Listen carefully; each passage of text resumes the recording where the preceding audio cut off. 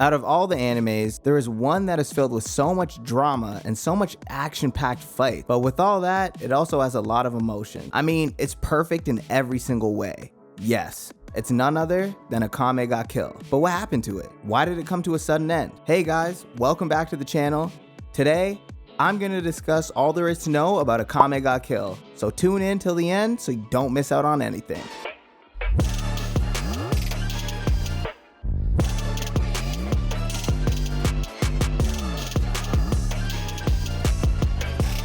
With a popularity rank of 27 and a score of 7.49, Akame Ga Kill is a must-watch for fellow weebs and anime fans. Akame Ga Kill is the anime adaptation of Takehiro's shonen manga, Akame Ga Kill. And an anime adaptation of the manga was announced in January 2014, which was directed by Tomo Kobayashi and written by Makoto Ueze.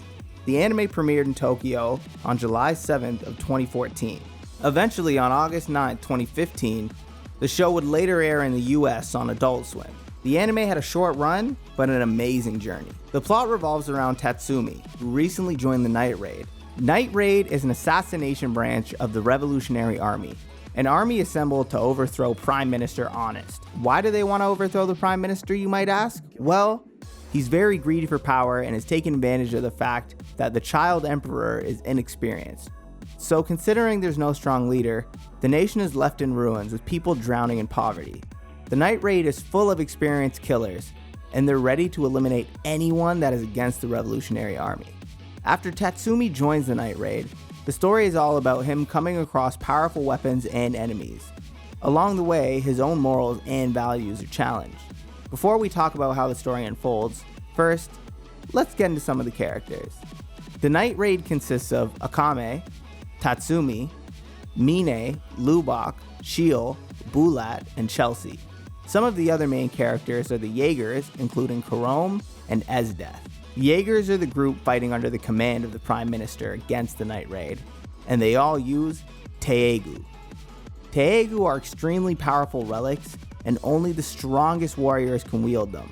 Some are just like weapons, but others are actually living creatures.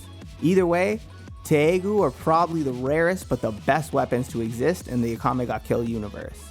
Anyway, let's discuss each character and their powers a little bit, shall we? Starting off with Akame, she was originally sold to the Empire as an assassin, but when she was sent to kill the leader of the Night Raid, General Najenda, she ended up joining the Night Raid to overthrow the corrupt Empire instead. At the beginning of the story, she appears to be very cold-hearted, but eventually it turns out that was just social anxiety, and she's probably the most caring character of the group. Besides being caring, she's also extremely powerful. She has superhuman strength, reflexes, and speed. She used to have her own poisonous Taegu, but after she lost it in a storm, she was stuck with a sword. And trust me, she uses that sword really well. Even though the anime is named after Akame, the main protagonist is Tatsumi. He's a young fighter who's set to make a name for himself. Tatsumi is a kind-hearted guy and he wants everyone to live happy, but if any of his friends are threatened, we can say goodbye to that kindness, because he goes straight killer mode. He's extremely powerful at just a young age though. Not just his friends, but his enemies know that too.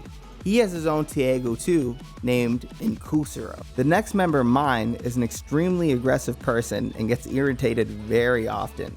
But besides her cold exterior, she's a pretty warm and kind person from the inside out. She has an extremely powerful Taegu in the form of a rifle. It's called Roman artillery, but she often refers to it as Pumpkin.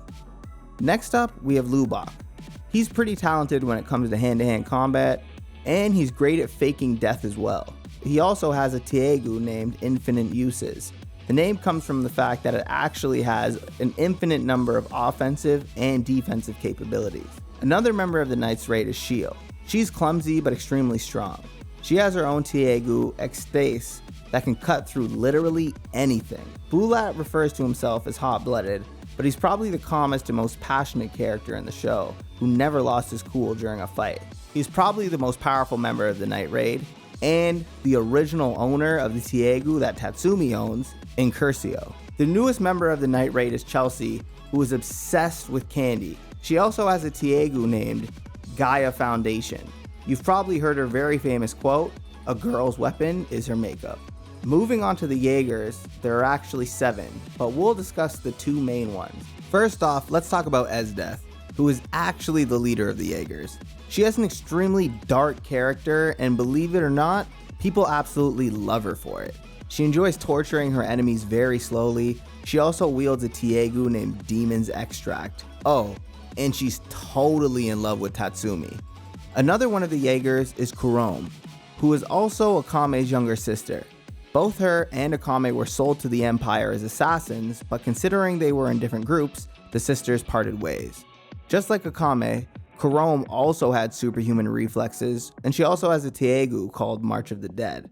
It seems like a pretty great lineup, right? Well, spoiler alert, pretty much all of them die by the end. That's what made this anime so emotional yet so great. I remember watching this thinking these characters are untouchable, you're not gonna kill them. But unfortunately, everybody just starts dying one after the other, and you're just thinking, man, I literally just fell in love with this character, why the heck would you kill him? But this show was realistic. It didn't really use plot armor to save people. I mean, minus Tatsumi, that one time he transformed into this like Autobot ass, giant ass Nightman. But aside from that, this was a pretty realistic and solid anime. The show started off with Tatsumi and 2 of his childhood friends leaving their poverty-stricken village and setting off into the capital in search of a way to make money. However, Tatsumi gets separated from his friends and gets robbed by a blonde girl. Completely out of money and sleeping on the streets, he comes across a rich girl, Arya, who offers to let him stay at her place. However, at night, the night raid attacks them, and Tatsumi also sees the blonde girl who robbed him. That's Leon, a member of the night raid. That's when Tatsumi finds out that Arya and her parents have actually tortured many people from the countryside, including both of his friends. Seeing both of his friends dying, Tatsumi kills Arya without any mercy, and Leon invites him to join the night raid. When Tatsumi goes to meet all the other members of the night raid, he's pretty uncomfortable, but the night raid's leader, Agenda, convinces him to join and assigns Akame to train him. Tatsumi is later assigned to kill the corrupt captain of the police, Ogre. When he actually succeeds in killing him without even a single wound, Akame finally accepts him as a true member of the night raid, and the story begins. After a lot of twists, turns, and deaths, the only 2 members of the night raid that remain are Agenda and Akame. But Akame did end up defeating the Empire, so I'm sure we can all agree the ending was really bittersweet. And with that, we come to the end of the video. I hope you enjoyed it, and if you did, make sure to give this video a big thumbs up. Don't forget to subscribe to the channel, hit the bell icon, and until next time, peace.